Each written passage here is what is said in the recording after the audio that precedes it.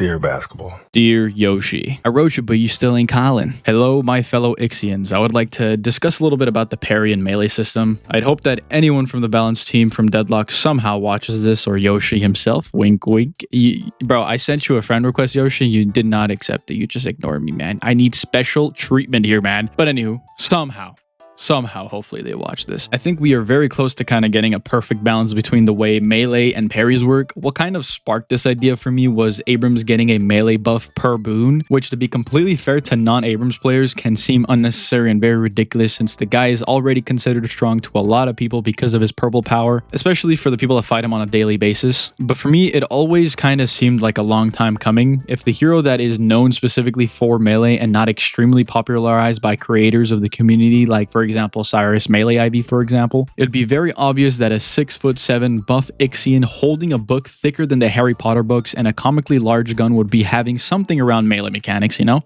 He's pretty strong, he's big, he's tall, he's buff. Like even Calico recently got some changes to her slash, giving her an economy passive that gives her a window to earn money if the enemy dies within 4 seconds of slashing someone, since in lore she is a contracted assassin. But anywho, I'd like to kind of introduce a couple ideas as to how the interaction between melee and parries can feel a little more on par with each other rather than it being a one-sided gamble. I personally feel that the parries are currently still too oppressive to make melee more than just a niche playstyle for Abrams, Viscus, and Billy. It's still accessible to people like, for example, Billy, a hero that is used for tank and gun damage more than it is melee. It just so happens that he has melee attributes to his kit, and melee has very small, minimal traces of existence in heroes like Bebop, Calico, Drifter, Venator, and Yamato. And don't get me wrong, we have a lot of T3 items to build lots of melee items with, but 30k souls worth of investment gets shut down by someone who just so happened to parry me by accident, or gets lucky off a parry that lingered for too long. And that's not to mention something like rebuttal existing in the game currently with how the parries currently work, and for some odd reason parries literally linger. They linger. My game.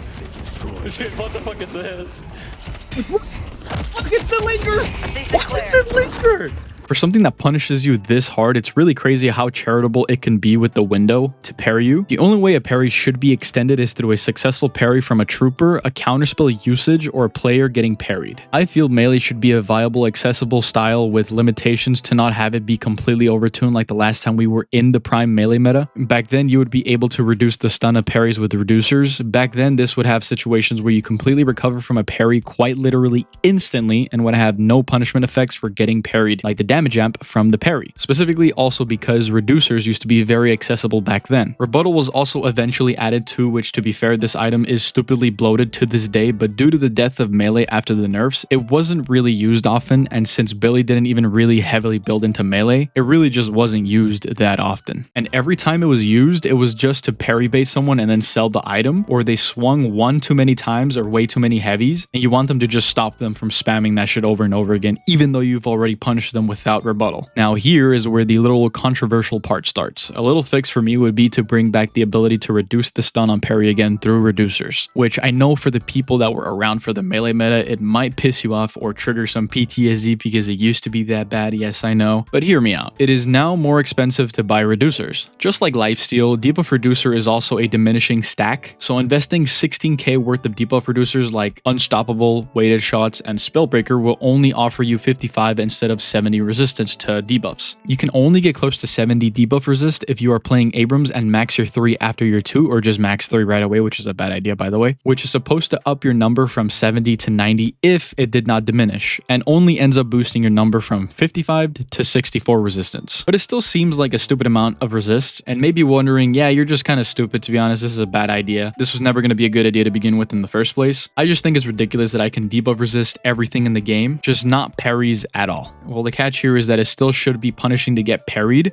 just not with the 2.75 second stun if you're investing into debuff reductions. It should reduce the parry stun time, but not the modified damage amp. Though you would have less time to work with parrying someone, they would still have the full damage amp of 25% for the full 2.75 seconds. And this is by any damage source, so it doesn't matter if you're meleeing them, shooting them, or hitting them with your abilities. And considering rebuttal is an item that is cosmetic for 90% of its lifetime, most games, this change would both benefit melee and rebuttal usage. On top of this, I don't know if it would be a good idea, but maybe it would also be fine to include duration extenders to modify the stun time of the parry as superior duration would roughly have it at over almost 4 seconds, well, more or so halfway there, 3.50 seconds of stun time. Considering the already depleting effects of stacking CC, I think it would be totally fair to have a back and forth of counters in a MOBA game like this. And to list some other stuff that I would like in the game in the future, which is totally off topic from what I'm about to talk about because I'm pretty much done with what I'm trying to say. I would like split modes between casual and ranked in the next major update with a draft system in ranked only, and more objectives with a finished jungle system to fill in the dead space between urns and buffs after lane phase, and also a more better optimized update to fix a lot of crashing and FPS problems people have had throughout the years playing this game. But that's about it. I really love this game. I don't see myself playing anything else for the next 10 years unless it's like some chill AFK game that I can grind offline or something like that. But anywho, thank you for watching. I hope this is something a lot of people are interested in because I think anyone and everyone should be allowed to build however they want as long as they like playing their way and improve at it. But anywho,